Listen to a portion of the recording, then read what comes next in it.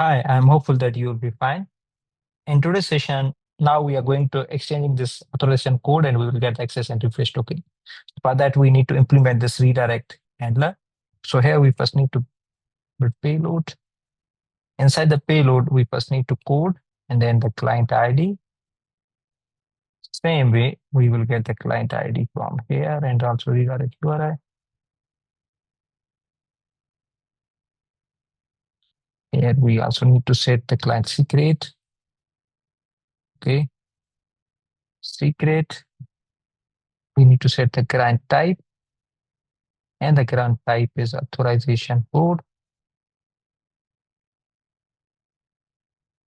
Also, user type, we need to set here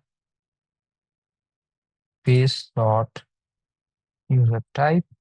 We all sorted. Okay, so payload is done. Now we need to just build a request, a post request using Axios. So await Axios dot post, and here we need to set the URL. We need to get that URL from API.token. Okay, this is the endpoint. So here we need to set the URL and payload, and here we need to set the headers. Inside the headers, we need to set the content type. The content type will be application XForm URL encoded. Just return data.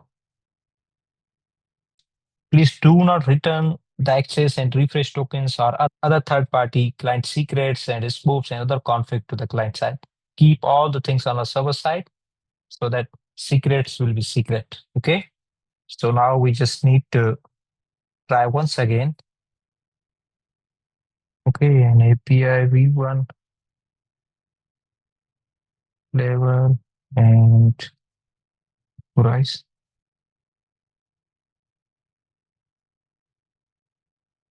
Next, continue. Here, just set here. Now you can see we have successfully got the access and refresh tokens. I'm hopeful that you have enjoyed this session. If you have any query regarding this session or any other session, just place a comment inside the video comment section. Either you can connect to us via shared contact details. Take care. Bye-bye.